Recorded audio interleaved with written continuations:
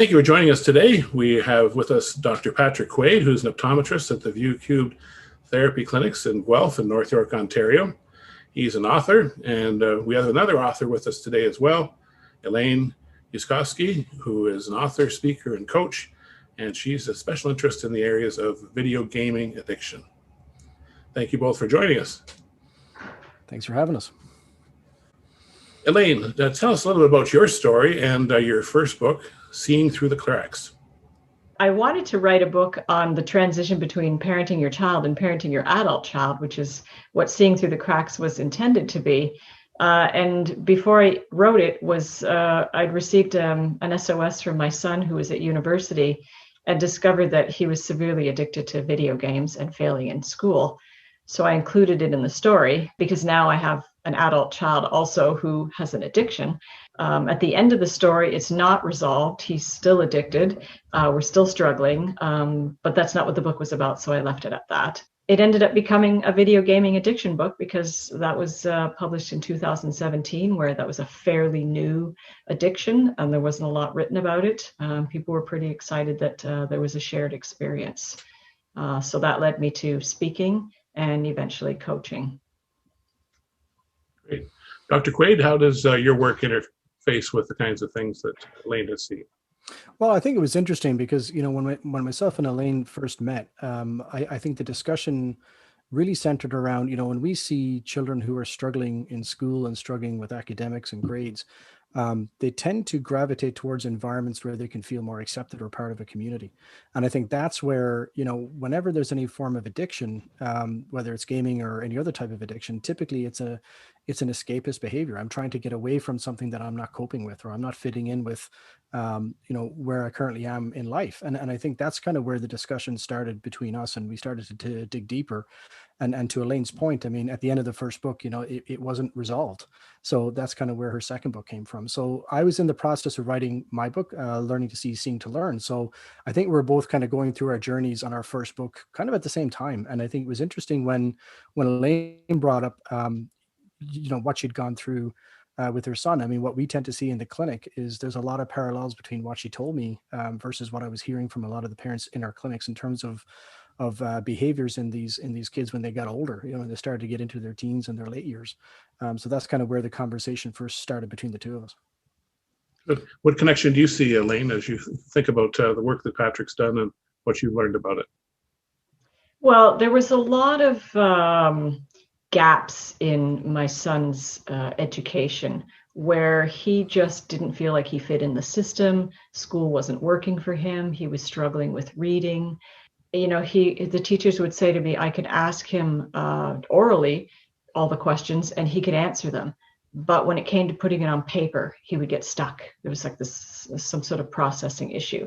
And that continued on. We never really got any answers for that. He'd been, educational testing had been done and, no learning disabilities had shown up. And it wasn't until speaking with Patrick about how much Jake had gravitated to screens at a very early age and preferred that over reading, that he suggested that maybe there was some issues with his vision in terms of tracking, which made sense because he was a kid who I was always afraid was going to fall through the cracks, was thus the name of the book, in school, and so was always advocating for him. And after we met with Dr. Quaid and he did do some testing with my son, we learned that was the issue all along, that his vision tracking was not normal, not regular. And had that been found and corrected earlier, he probably would have had a more successful time in school and would have had a less likelihood of gravitating towards gaming the way he did. Yeah, and I think Grant, to follow up on that, I mean, that's a really good point. But where that natural disconnect comes is, and Elaine and I discussed this many times, it's that disconnect between, but wait a minute, he's using a computer gaming screen and that's visual as well. So how can he succeed at one but not succeed at another visual task? And that's where we went down the rabbit hole of, well, it's a heck of a lot different to track size 10 font on a page compared to moving objects on a screen. Those are very different visual tasks, and vision makes up 40 to 50% of the brain's neural machinery. So if he's found an area where he can succeed visually, when he's used to having trouble in another area, having trouble visually, well, he's going to gravitate towards the area that he can succeed with, because that part of the visual brain still needs to be stimulated and trained. And I think he was struggling in some visual skills, but not in other visual skills. So of course he's going to gravitate towards the area that he's finding, a group of people that he fits in more with. He's also succeeding visually in that arena. But then you take it into, the size 12 font or 10 font, and I have to track and go down the page.